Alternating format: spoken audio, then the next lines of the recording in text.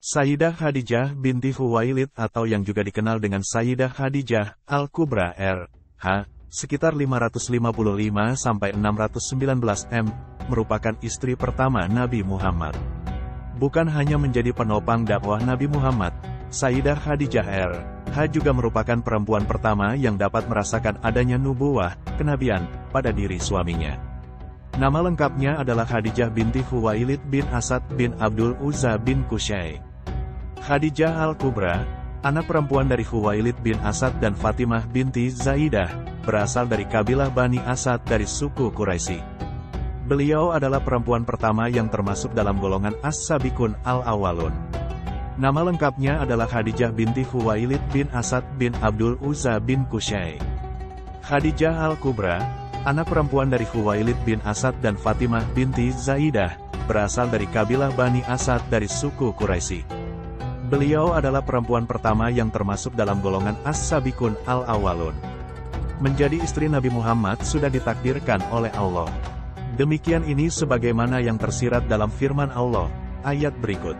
Dan dia, Allah, mendapatimu sebagai seorang yang kekurangan, lalu dia memberikan kekayaan. Qs. Ad-Duha 8. Alangkah bahagianya kedua pasangan mulia itu, hidup sebagai suami istri yang sekufu, sehaluan, serasi dan secita-cita dalam perjuangan dakwah Islamiyah. Sejak menikah dengan Sayyidah Khadijah binti Khuwailid R.H., Nabi Muhammad semakin dermawan kepada fakir miskin dan budak. Tercatat dalam sejarah, Nabi Muhammad berumah tangga dengan Sayyidah Khadijah binti Khuwailid R.H. selama sekitar 25 tahun. Dan dari pernikahan itu beliau dikaruniai 6 anak yaitu Qasim, Abdullah, Zainab, Ruqayyah, Ummu Kulsum, dan Fatimah. Sayyidah Khadijah binti Khuwailid R.H. telah hidup bersama-sama Nabi Muhammad selama 24 tahun 6 bulan. Beliau wafat dalam usia 64 tahun 6 bulan, di Gunung Hujun, dan dimakamkan di pemakaman Janatul Mala, Makkah. Beliau wafat setelah sebelumnya mengalami sakit-sakitan dan melemah, setelah lama menahan rasa lapar, setelah masa blokade orang Quraisy selama 3 tahun. Lalu tahun meninggalnya dikenal sebagai Amul Husni, tahun duka cita. Sayyidah Khadijah binti Khuwailid R.H. menghembuskan napas terakhirnya di pangkuan Rasulullah, tepatnya pada hari ke-11 Ramadan di tahun ke-10 kenabian, yaitu 3 tahun sebelum Rasulullah hijrah ke Yasrib atau Madinah. Dalam kitab Al-Busra, ulama besar kontemporer, Prof. Dr. Abuya Sayyid Muhammad bin Alwi Al-Maliki Al-Hasani Al-Maki menceritakan detik-detik wafatnya istri tercinta Rasulullah. Sayyidah Khadijah R.H. wafat pada hari ke-11 Ramadan di tahun ke-10 kenabian, yakni 3 tahun sebelum Rasulullah hijrah ke Madinah. Diriwayatkan, ketika Sayyidah Khadijah sakit menjelang ajal, beliau sempat berkata pada Rasulullah, "Aku memohon maaf kepadamu, ya Rasulullah, kalau aku sebagai istrimu belum berbakti kepadamu." Lalu, Rasulullah menjawab, "Jauh dari itu, ya Khadijah. Engkau telah mendukung dakwah Islam sepenuhnya." Kemudian Sayyidah Khadijah memanggil Sayyidah Fatimah Az-Zahra R.H. dan kemudian berbisik, "Fatimah putriku, aku yakin ajalku segera tiba, yang aku takutkan adalah siksa kubur. Tolong mintakan kepada ayahmu, aku malu dan takut memintanya sendiri, agar beliau memberikan sorbannya yang biasa untuk menerima wahyu agar dijadikan kain kafanku." Mendengar hal itu, Rasulullah kemudian berkata, "Wahai Khadijah, Allah menitipkan salam kepadamu dan telah dipersiapkan tempatmu di surga." Tak lama setelah itu, Sayyidah Khadijah pun menghembuskan napas terakhirnya di pangkuan suami tercinta. Rasulullah mendekap erat istri tercintanya itu dengan perasaan sedih yang teramat sangat. Air mata pun menetes dari mata Rasulullah dan beberapa orang yang ada di sana, di dekat Sayyidah Khadijah. Saat itu, malaikat Jibril turun dari langit dengan mengucap salam dan membawa 5 kain kafan. Rasulullah SAW menjawab salam Jibril dan kemudian bertanya, "Untuk siapa sajakah kain kafan itu wahai Jibril?" "Kafan ini untuk Khadijah."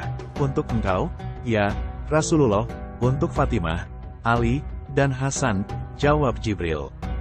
Kemudian Jibril berhenti berkata dan menangis. Rasulullah bertanya, "Kenapa ya Jibril?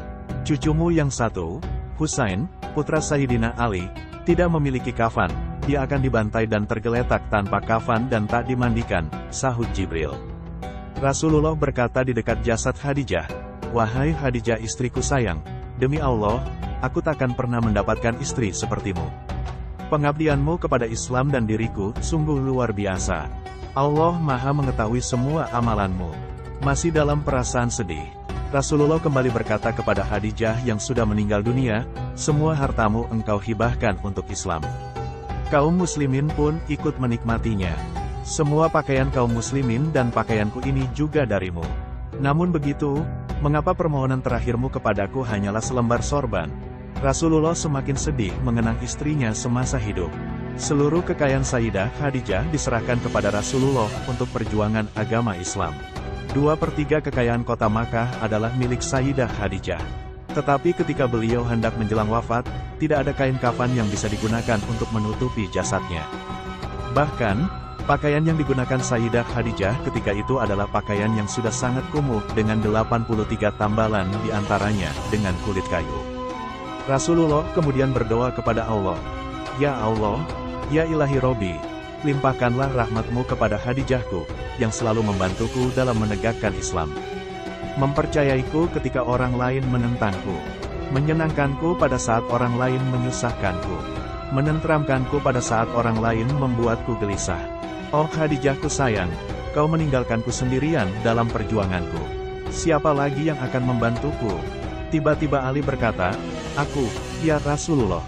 Dikisahkan dalam berbagai kitab tentang sirah Nabawiyah, suatu hari ketika Rasulullah pulang dari berdakwah, beliau masuk ke dalam rumah.